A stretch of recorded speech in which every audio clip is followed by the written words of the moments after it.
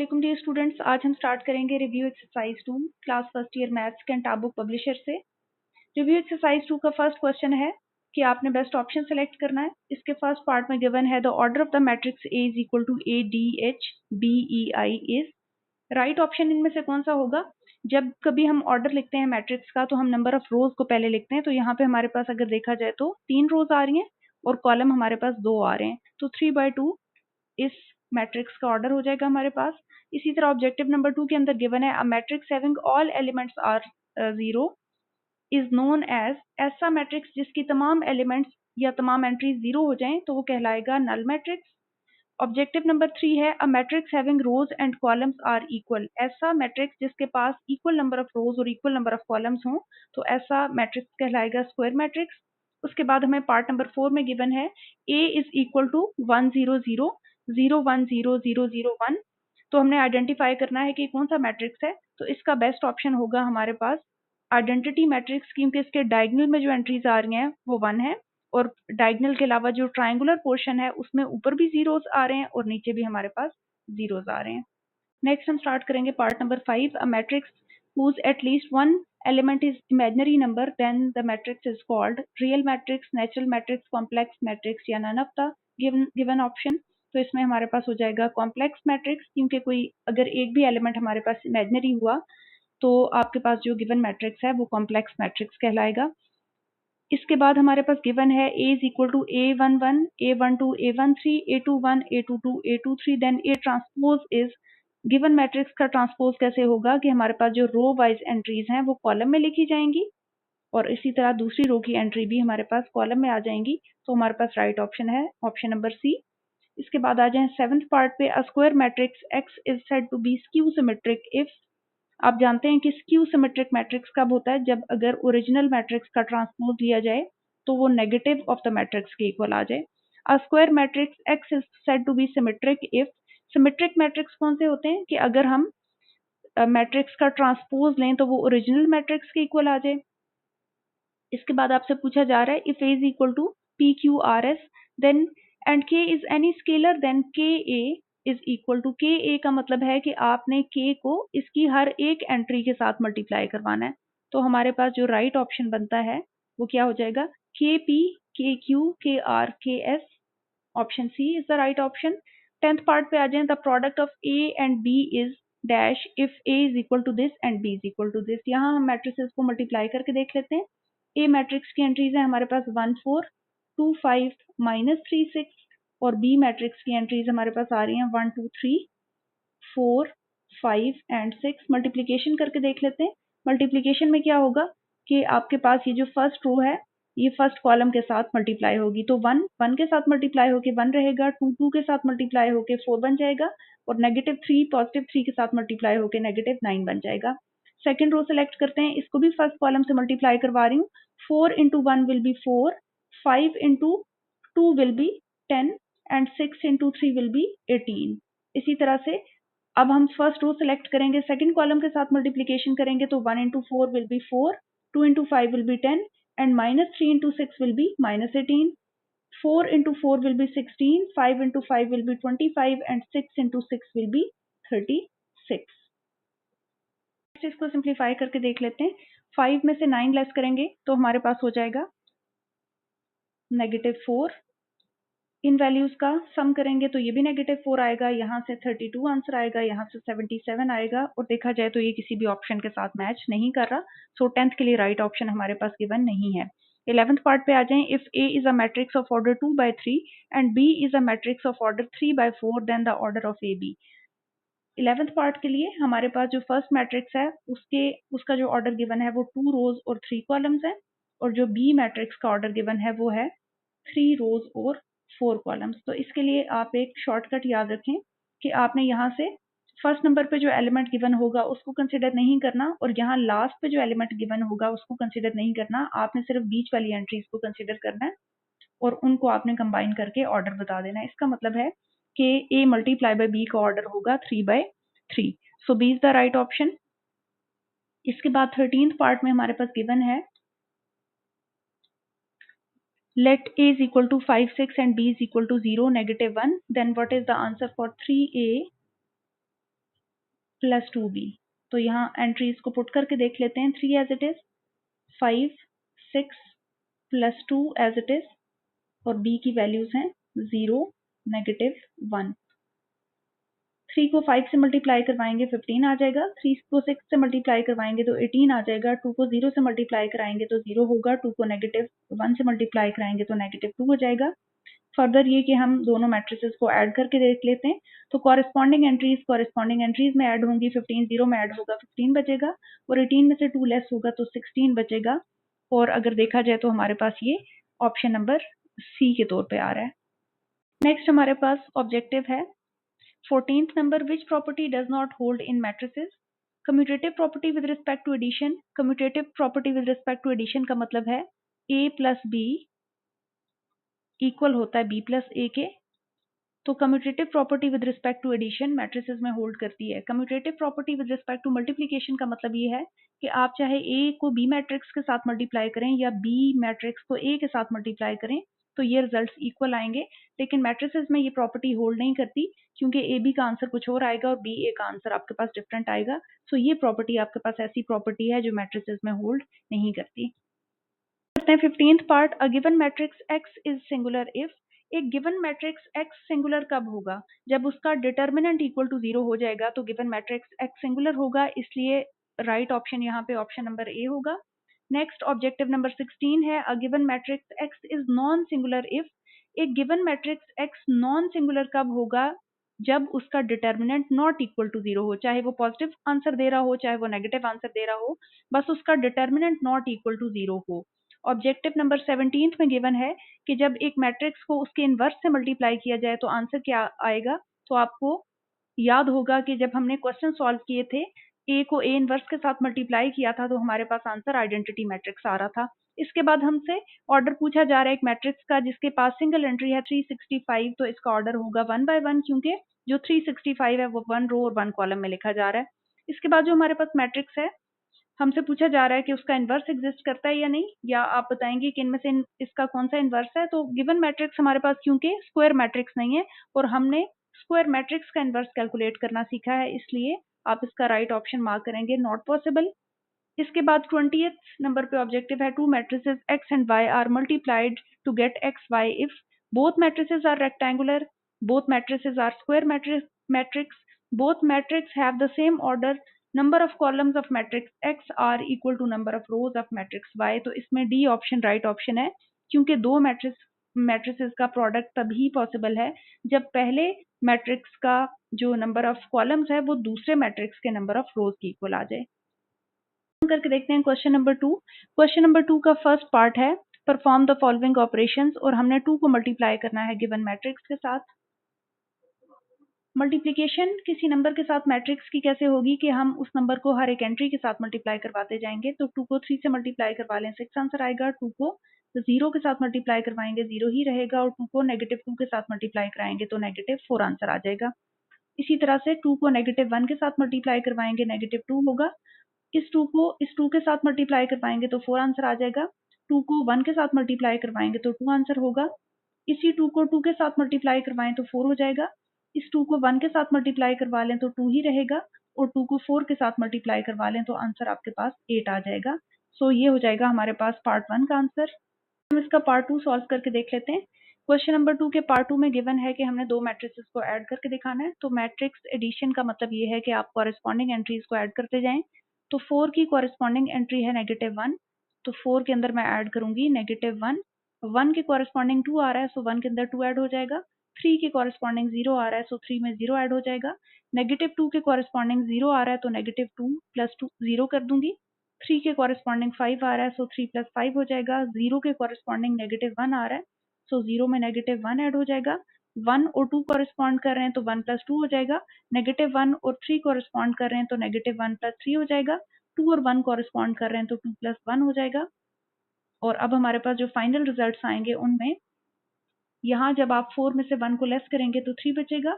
-2 plus 0 will be -2, 1 plus 2 will be 3, 2 plus 1 will be 3, 3 plus 5 will be 8, 3 में से 1 less करेंगे 2 बचेगा, 3 में 0 ऐड करेंगे 3 आएगा, 0 में से 1 लेस करेंगे तो -1 आ जाएगा, 2 प्लस 1 विल बी 3, और ये हमारे पास पार्ट 2 का आंसर हो जाएगा। नेक्स्ट हम करके देखेंगे क्वेश्चन नंबर 2 का पार्ट नंबर 3। पार्ट नंबर 3 के अंदर हमने मैट्रिसेस को मल्टीप्लाई करके दिखाना है।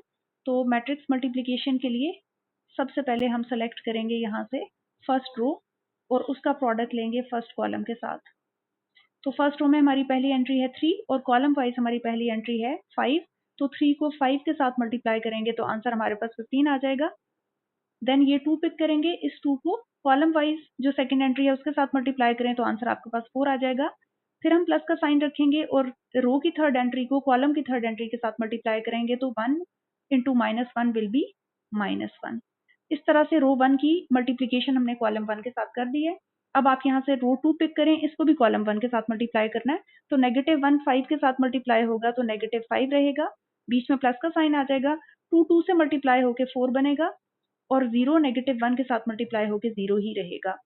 अब आ जाएं आप थर्ड रो पे, 0 5 से मल्टीप्लाई होकर 0 ही रहेगा, 1 2 के साथ मल्टीप्लाई होगा तो आपके पास आंसर 2 आ जाएगा और 3 -1 के साथ मल्टीप्लाई होगा तो आपके पास आंसर -3 ही रहेगा। तो मैंने तीनों रोज की मल्टीप्लिकेशन फर्स्ट कॉलम के साथ कर ली है। अब आ जाएं आप इन्हीं 3 रोज की मल्टीप्लिकेशन आप करेंगे सेकंड कॉलम के साथ। तो सेकंड कॉलम यहाँ से देख लेते हैं, हमारे पास वैल्यूज आ जाएंगी। ये फर्स्ट रो सिलेक्ट हो रही है और ये सेकंड कॉलम। फर्स्ट एलिमेंट को फर्स्ट एलिमेंट से मल्टीप्लाई करें -9 आएगा, प्लस का साइन रखेंगे, सेकंड को सेकंड के साथ मल्टीप्लाई करें 2 आएगा, थर्ड एलिमेंट को थर्ड एलिमेंट के साथ मल्टीप्लाई करें तो 0 आ जाएगा। इसी तरह से आप सेकंड रो ले लें, इसको भी आपने सेकंड कॉलम के साथ मल्टीप्लाई करना है। -1 को -3 से मल्टीप्लाई करूंगी, आंसर +3 आएगा। 2 1 के साथ मल्टीप्लाई होकर 2 आंसर आएगा, 0 0 के साथ मल्टीप्लाई होकर 0 ही रहेगा, 0 -3 के साथ मल्टीप्लाई होगा तो 0 ही रहेगा, 1 1 के साथ मल्टीप्लाई होकर 1 रहेगा और 3 0 के साथ मल्टीप्लाई होकर 0 ही रहेगा। अब नेक्स्ट हमने मल्टीप्लिकेशन करवानी है इन्हीं तीनों रोज की कॉलम नंबर 3 के साथ। तो कॉलम नंबर 3 के साथ मल्टीप्लिकेशन करके देख लेते हैं। यहाँ पे हमारे पास जो एंट्रीज आएंगी इसमें रो 1 मल्टीप्लाई हो रही है कॉलम 1 के साथ, तो फर्स्ट को फर्स्ट एलिमेंट के साथ मल्टीप्लाई कराएंगे, आंसर 3 ही रहेगा। सेकंड को सेकंड के साथ मल्टीप्लाई करवाएंगे तो आंसर -4 आ जाएगा।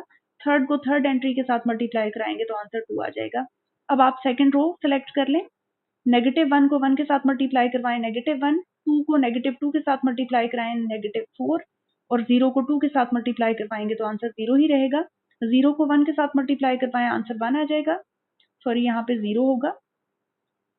और 1 को -2 के साथ मल्टीप्लाई करवाएंगे तो -2 आ जाएगा और 3 को 2 के साथ मल्टीप्लाई करवाएंगे तो यहाँ पे आपके पास 6 आंसर आ जाएगा। नेक्स्ट थोड़ा सा और इसको सिंप्लीफाई करके देख लेते हैं। अब हमारे पास 15 + 4 19 बनेगा, 19 में से 1 लेस करूंगी तो 18 रह जाएगा। -5 + 4 -1 होगा, -1 + 0 विल बी -1। 2 में से -3 सॉल्व होगा तो -1 बचेगा, -2 plus -9 + 2 will be -7। Next value 5 आ रही है, उससे नेक्स्ट वैल्यू 1 आ रही है, उससे नेक्स्ट वैल्यू हमारे पास 3 और 2 मिलके 5 बनेंगे, 5 में से 4 लेस होगा तो 1 बचेगा। इन दोनों का सम हो जाएगा -5 और इन दो वैल्यूज का सोल्यूशन हो जाएगा मेरे पास 4 और ये हमारे पास आंसर है। हम सॉल्व करके देखते हैं क्वेश्चन नंबर 3। क्वेश्चन नंबर 3 है perform row operations to reduce matrix M to its echelon form. Given matrix M की हमने एचेलन फॉर्म बनानी है। तो एचेलन फॉर्म के लिए हम थोड़ा सा पहले यहाँ पे रिवाइज कर लेते हैं कि हमने अपने मैट्रिक्स को किस फॉर्म में कन्वर्ट करना है।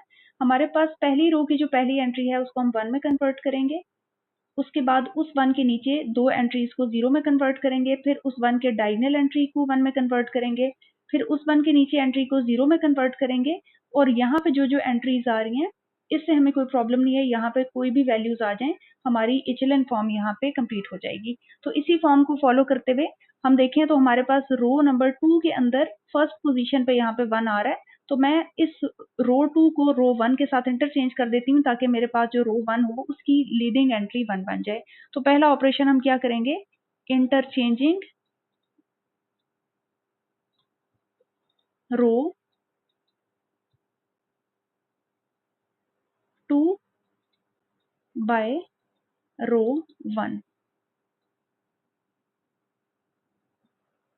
तो रो 2 ऊपर चली जाएगी, 1 3 1, रो 1 नीचे आ जाएगी, 2 1 -3 और हमारे पास -1 2 0 एज इट इज आ जाएगा। अब हमारे पास जो पहली रो का पहला एलिमेंट है वो 1 बन चुका है। अब हमारा नेक्स्ट टारगेट है कि हमने इस एंट्री को 0 में कन्वर्ट करना है। तो हम क्या करेंगे कि इस 1 को यूज़ करेंगे और अगर देखा जाए तो जिस 2 को मैंने कन्वर्ट करना है वो रो 2 में आ रहा है, तो रो 2 में से मैं माइनस कर दूंगी 2 टाइम्स रो 1 को। यहाँ पे हम अपनी आसानी के लिए 2 आउटसाइड लिख लेते हैं और इसकी एंट्रीज को फाइंड आउट करके देख लेते हैं।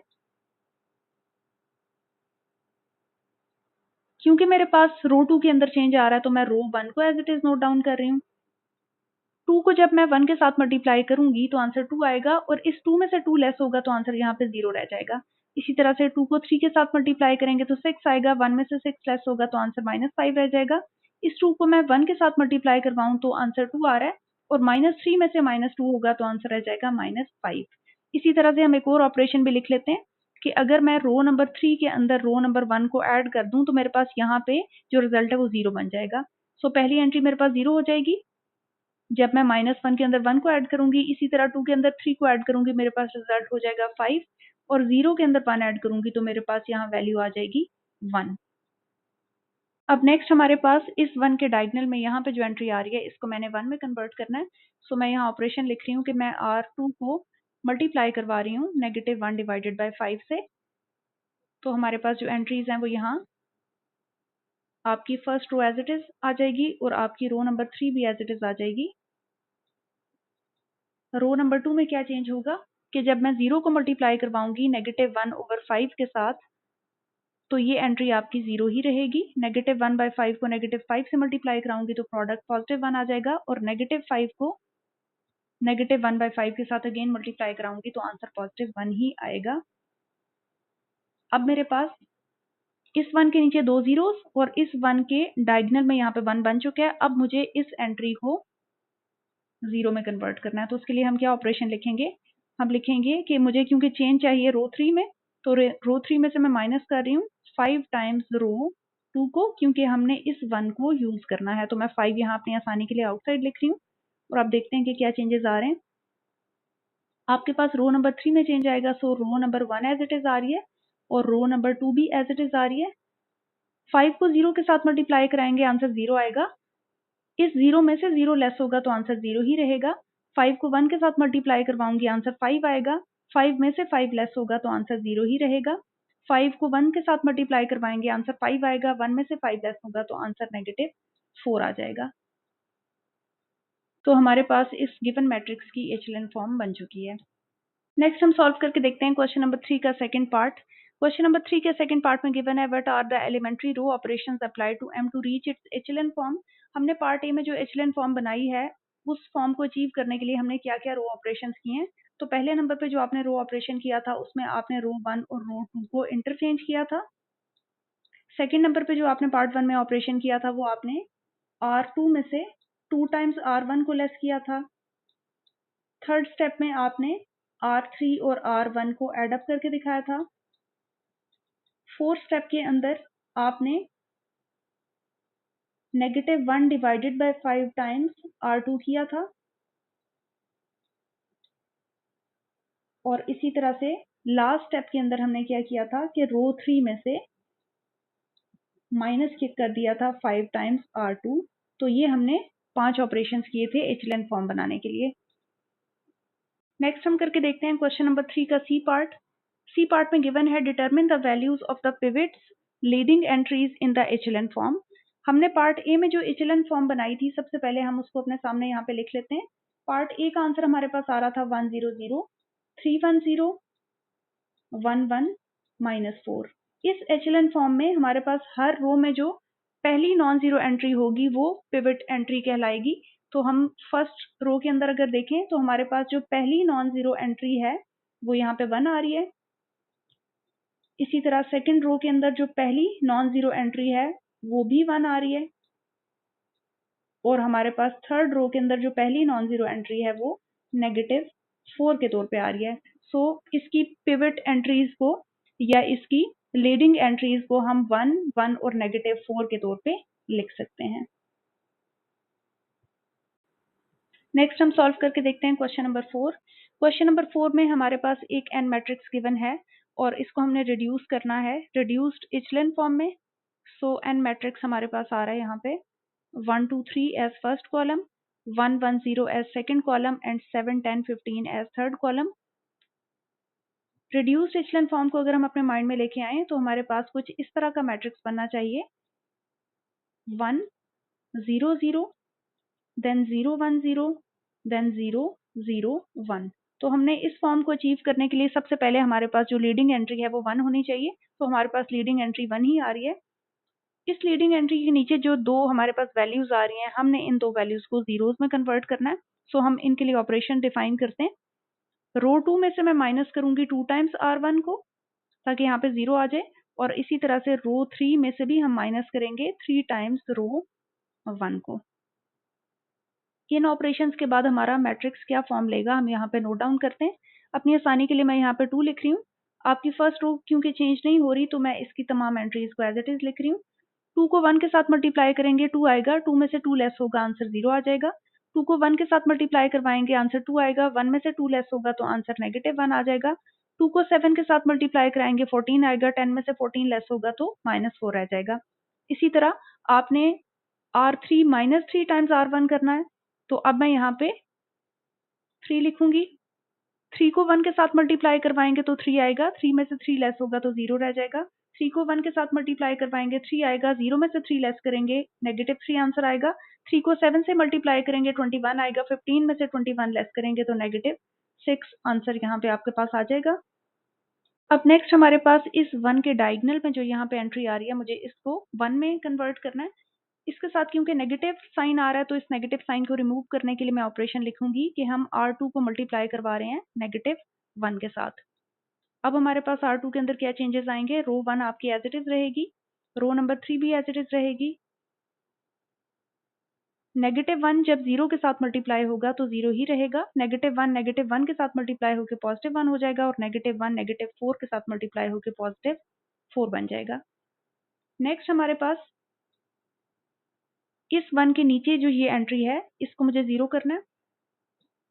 इसको 0 बनाने के लिए हम ऑपरेशन लिखेंगे कि रो नंबर 3 में मैं ऐड कर रही हूँ 3 टाइम्स रो 2 को, क्योंकि मैंने इस 1 को यूज करना था। तो अपनी आसानी के लिए मैं 3 यहाँ पे आउटसाइड लिख रही हूँ। रो 3 के अंदर चेंज आएगा तो आपकी row number 1 as it is note down होगी, रो नंबर 2 भी एज इट इज आएगी। रो नंबर 3 के अंदर क्या चेंज आएगा, 3 को 0 के साथ मल्टीप्लाई करेंगे 0 आएगा, 0 के 0 में ऐड करेंगे तो आंसर 0 रहेगा।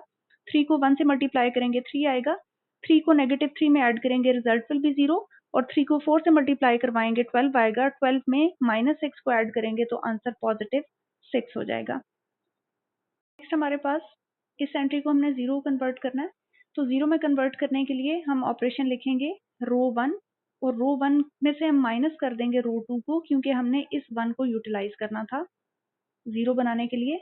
तो आपकी रो 1 के अंदर चेंज आएगा, आपकी row number 2 as it is copy हो जाएगी, और रो नंबर 2 भी एज इट इज कॉपी हो जाएगी। अब हम सब्ट्रैक्शन करके देखते हैं। 1 में से 0 लेस होगा तो आंसर 1 ही रहेगा, 1 में से 1 लेस होगा तो आंसर 0 में कन्वर्ट हो जाएगा, और 7 में से 4 लेस होगा तो आंसर 3 रह जाएगा। नेक्स्ट हमारे पास यहाँ पे जो 6 आ रहा है इसको मुझे 1 में कन्वर्ट करना है। सो मैं यहाँ ऑपरेशन लिख रही हूँ कि मैं रो 3 को मल्टीप्लाई करवाऊंगी 1/6 के साथ। तो अपनी आसानी के लिए 1/6 यहाँ पे लिख लेते हैं, और एंट्रीज को बारी बारी मल्टीप्लाई करवा के देख लेते हैं। आपकी रो 1 एज इट इज रहेगी, that is 103, row number 2 as it is रहेगी, दैट इज 014, और रो नंबर 3 में क्या चेंज आएगा, 1/6 को 0 के साथ मल्टीप्लाई करवाएंगे आंसर 0 आएगा, 1/6 को नेक्स्ट 0 के साथ मल्टीप्लाई करवाएंगे आंसर फिर 0 आएगा, और 1/6 को 6 के साथ मल्टीप्लाई करवाएंगे तो आंसर आपके पास यहाँ पे 1 आ जाएगा। अब नेक्स्ट हमारे पास इस 4 और इस 3 को 0 में कन्वर्ट होना चाहिए। इसके लिए हम ऑपरेशन लिखेंगे, 4 के लिए ऑपरेशन लिख रहे हैं, रो नंबर 2 में से मैं माइनस करूंगी 4 टाइम्स रो नंबर 3 को, क्योंकि हमने इस 1 को यूटिलाइज करना था। तो अपनी आसानी के लिए यहाँ पे 4 लिख रही हूँ आउटसाइड। रो 2 के अंदर चेंज आना है, रो नंबर 3 आप as it is note down कर लें। 4 0 के साथ मल्टीप्लाई होकर 0 रहेगा, 0 में से 0 लेस होगा तो आंसर 0 ही आएगा। 4 इंटू 0 विल बी 0, और 1 में से 0 लेस होगा तो आंसर 1 ही रहेगा। 4 को 1 के साथ मल्टीप्लाई करवाएंगे तो आंसर 4 आएगा, 4 में से 4 लेस होगा तो ये एंट्री आपकी कन्वर्ट हो गई 0 में। अब नेक्स्ट आपने इस 3 को भी 0 में कन्वर्ट करना था, और 3 जो है वो रो नंबर 1 के अंदर आ रहा है, तो रो 1 में से भी मैं माइनस करवाऊंगी 3 टाइम्स रो 3। अब यहाँ पे मेरे पास जो आउटसाइड मल्टीप्लिकेशन होगी वो 3 के साथ होनी चाहिए।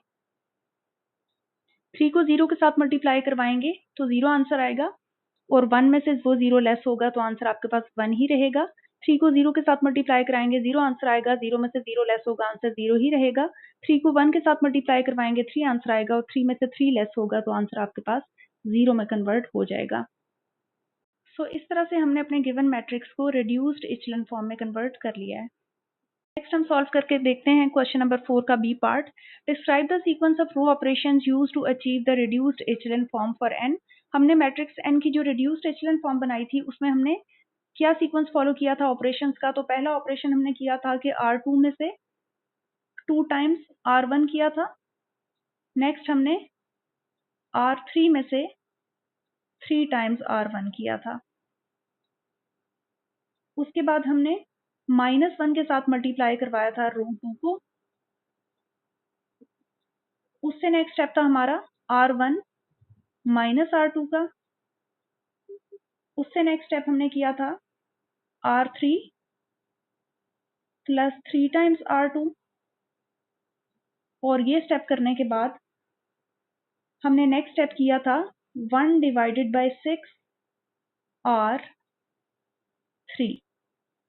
उसके बाद हमने नेक्स्ट स्टेप किया था R1 माइनस 3 टाइम्स R3, और उससे नेक्स्ट स्टेप हमने किया था R2 minus 4 times R3।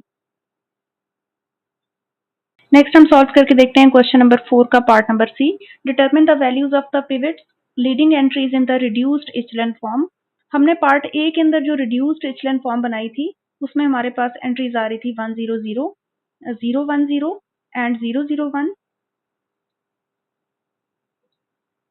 Pivots का मतलब है कि हमने हर रो के अंदर पहली नॉन जीरो एंट्री बतानी है। तो जैसे रो 1 के अंदर देखा जाए तो हमारे पास ये जो 1 है ये पहली नॉन जीरो एंट्री है। सो हमारे पास पिवट्स में फर्स्ट हम 1 लिखेंगे। देन हमारे पास जो सेकंड रो है, इस सेकंड रो में पहला जो नॉन जीरो एलिमेंट है वो भी 1 है। सो हमारे पास सेकंड वैल्यू भी 1 आ रही है, और हमारे पास थर्ड रो में जो पहली नॉन जीरो एंट्री है वो भी 1 ही के तौर पे आ रही है। तो हमारे पास यहाँ पे आंसर हो जाएगा 1 1 एंड 1।